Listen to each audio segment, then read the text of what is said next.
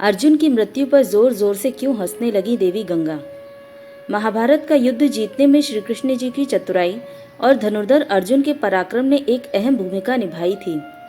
यदि महाभारत के युद्ध में पांडवों की ओर से श्री कृष्ण और अर्जुन न लड़े होते तो शायद पांडवों की जीत होना मुमकिन ही नहीं था।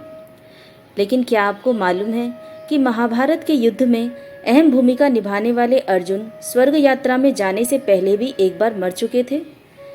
इसका मतलब ये है कि अर्जुन की अपने जीवन में 2 बार मृत्यु हो चुकी थी और उनकी मृत्यु के दौरान देवी गंगा जोर जोर से ठहाके लगाकर हंसने लगी।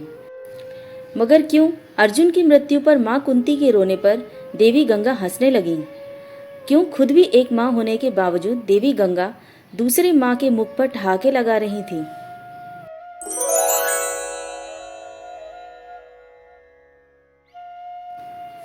महाभारत के युद्ध में जब पांडवों की जीत हुई तो हस्तिनापुर की गद्दी पर बैठे ज्येष्ठ पुत्र युधिष्ठिर। इसके बाद श्री कृष्ण ने युधिष्ठिर को सुझाव दिया अश्वमेघ यज्ञ कराने का, जिसके बाद युधिष्ठिर ने अश्वमेघ यज्ञ को आरंभ करते हुए अश्व को अर्जुन के नेतृत्व में रवाना कर दिया। अब जिस दिशा में अश्व चलता जाता उसी के पीछे पीछे अर्जुन और उनकी सेना भी चलती जाती। इस दौरान ये अश्व कई राज्यों से गुजरा। जिन भी राज्यों से वो अश्व गुजरा उन सभी राज्यों के साथ अर्जुन ने लड़ाई की। कई राजाओं ने तो पहले ही अर्जुन के आगे घुटने टेक दिए, लेकिन कई राजाओं ने ऐसा नहीं किया, जिसके बाद अर्जुन और उनकी सेना द्वारा युद्ध लड़ा गया और कई राजाओं को परास्त करते हुए अर्जुन उनके राज्यों को जीतते चले गए। ऐसे कई राज्यों को अपने अधीन करते हुए अर्जुन मणिपुर पहुँचे, जहाँ पर उनका सामना हुआ बब्रुवाहन से। आपको बता दें कि बब्रुवाहन अर्जुन और चित्रांगदा के पुत्र थे और अपने पिता अर्जुन के उनके राज्य में पधारने से वह काफ़ी ज़्यादा उत्साहित थे। उन्होंने युद्ध के बारे में सोचा ही नहीं और अपने पिता अर्जुन के स्वागत के लिए वे राज्य की सीमा पर जा पहुँचे। लेकिन जैसे ही बब्रुवाहन अर्जुन का स्वागत करने के लिए आगे बढ़े, वैसे ही अर्जुन ने उन्हें रोकते हुए कहा कि इस समय मैं तुम्हारा पिता नहीं बल्कि हस्तिनापुर के नरेश का प्रतिनिधि हूँ और क्षत्रिय होने के अनुसार इस समय तुम्हें मेरे साथ युद्ध लड़ना चाहिए। बस उसी समय अर्जुन की दूसरी पत्नी उलूपी वहाँ आ जाती हैं और बब्रुवाहन से बोलती हैं कि हे पुत्र, तुम्हें अपने पिता के साथ युद्ध लड़ना चाहिए। यदि तुम युद्ध नहीं लड़ोगे तो इसमें तुम्हारे पिता का ही अपमान होगा। माता की आज्ञा पाते ही बब्रुवाहन युद्ध के लिए तैयार हो जाता है और अर्जुन और बब्रुवाहन के बीच युद्ध छिड़ जाता है। ये युद्ध काफ़ी लंबे समय तक चलता है, मगर इस युद्ध का कोई परिणाम नहीं निकलने के कारण बब्रुवाहन कामाख्या देवी से प्राप्त दिव्य बाण का इस्तेमाल करते हुए अर्जुन पर प्रहार करता है, जिससे अर्जुन का सिर धड़ से अलग हो जाता है और अर्जुन की मृत्यु हो जाती है। साक्षात अर्जुन की मृत्यु देख हस्तिनापुर की सेना सुन्न हो जाती है और इसकी सूचना तुरंत ही श्री कृष्ण तक और हस्तिनापुर तक पहुंचाई जाती है। मणिपुर पहुंचकर श्री कृष्ण और माता कुंती अर्जुन को धरती पर पड़ा देखते हैं, जिसके बाद माता कुंती अर्जुन का सिर अपनी गोद में रखकर फूट फूट कर रोने लगती हैं और बस इसी दौरान देवी गंगा अर्जुन की मृत्यु पर हंसने लगी। और जब काफ़ी देर तक माता कुंती रोती रहीं तो देवी गंगा माता कुंती से कहती हैं, हे कुंती, तुम व्यर्थ में रो रही हो, क्योंकि तुम्हारे पुत्र अर्जुन को उसके कर्मों का ही फल मिला है।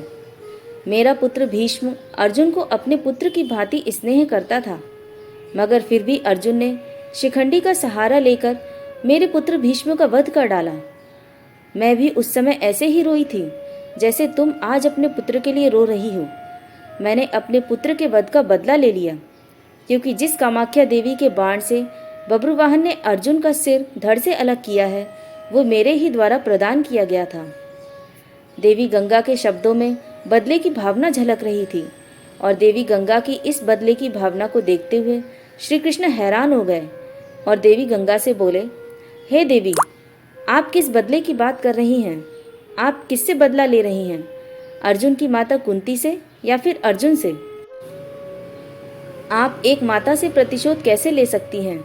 ये सुनकर देवी गंगा ने श्री कृष्ण से कहा, हे वासुदेव, ये तो आप ही जानते हैं कि अर्जुन ने उस समय मेरे पुत्र का वध किया जब वो निहत्था था। जब अर्जुन का ऐसा करना उचित था, तो अर्जुन का वध उसी के पुत्र द्वारा कराकर मैंने क्या गलत किया।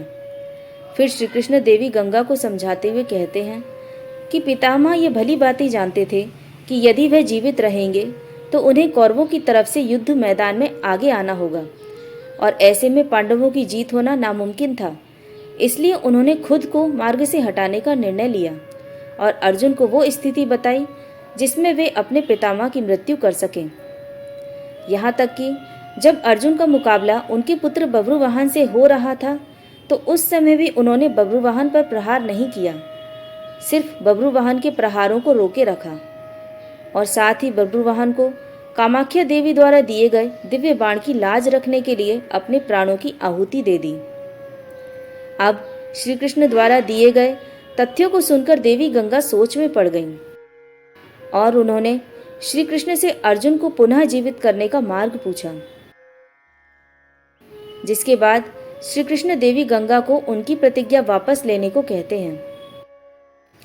जिसके बाद देवी गंगा ने अपनी प्रतिज्ञा वापस ली और अर्जुन का सिर धड़ से जोड़ दिया, मगर अब भी अर्जुन के प्राण वापस नहीं आए थे।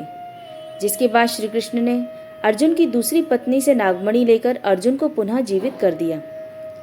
महाभारत में धर्म युद्ध को जीतने के लिए जिन योद्धाओं का मरना बेहद आवश्यक था, उनमें से एक योद्धा थे भीष्म पितामह। उनके नेतृत्व में कौरवों का हारना नामुमकिन था, इसलिए उन्हें मारना भी असंभव था, क्योंकि उन्हें वरदान प्राप्त था। इसलिए श्री कृष्ण को एक षड्यंत्र रचना पड़ा, जिसमें वो शिखंडी को लेकर युद्ध भूमि में आए। किन्नर होने के बावजूद शिखंडी को भीष्म स्त्री मानते थे और उस पर हथियार नहीं चला सकते थे।